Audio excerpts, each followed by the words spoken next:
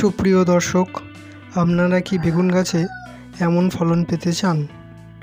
বেগুন গাছে এমন ফলন পেতে হলে কয়েকটি ঘরোয়া উপকরণ দিলেই হবে। তা বন্ধুরা, সেই ঘরোয়া উপকরণের টিপসটি দেখে নেওয়া যাক। প্রথমে আপনাদের লাগবে 100 গ্রাম পরিমাণ বাসি ভাতের মাড়। এটি অত্যন্ত একদিন পুরানো হতে হবে। দেখুন কতটা গাঢ় হয়েছে।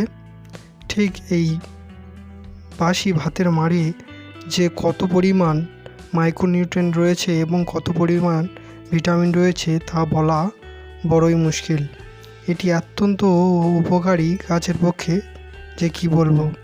এর সঙ্গে দিতে হবে 1 চামচ পরিমাণ সর্ষের খোল।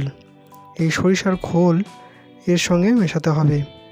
তা বন্ধুরা, ভিডিওটা যদি ভালো লাগে লাইক, শেয়ার, কমেন্ট করবেন আর সাবস্ক্রাইব করে পাশে থাকবেন। এই সরিষার খোলটি ভালোভাবে মিশিয়ে নিতে হবে। দেখুন কেমনভাবে মিশিয়ে নিচ্ছি। ঠিক এই রকম ভিডিওতে দেখাচ্ছি সেইভাবে মিশিয়ে নিতে হবে। দেখুন কতটা গাঢ় হয়েছে।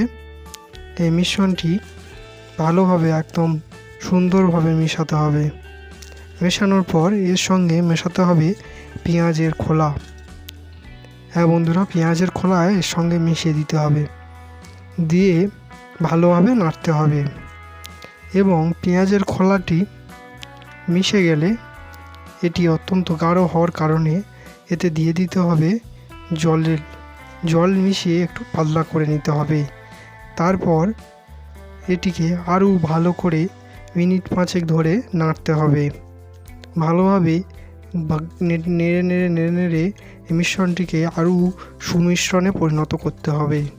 তারপরে এর মুখটি একটি প্লাস্টিক দিয়ে ঢাকা দিয়ে অত্যন্ত 3 থেকে 5 দিন ছাওয়াযুক্ত জায়গায় রেখে দিতে হবে। আর এটি সঙ্গে সঙ্গে আপনারা ব্যবহার করবেন না। অন্তত 3 থেকে 5 দিন এটি ছাওয়াযুক্ত জায়গায় রেখে দিয়ে তবেই ব্যবহার করবেন।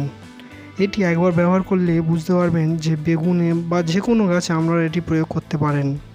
এর গুণাবলী প্রচুর। আপনারা না প্রয়োগ করলে বিশ্বাসই করতে পারবেন না যে এটি কত কাজে আসে।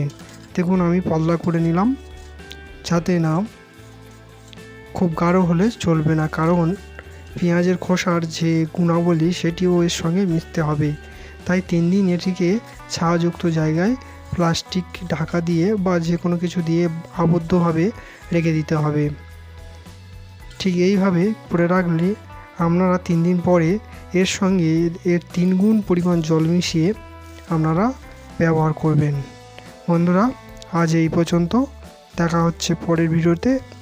ভিডিওটি ভালো লাগলে অবশ্যই শেয়ার করবেন। ধন্যবাদ।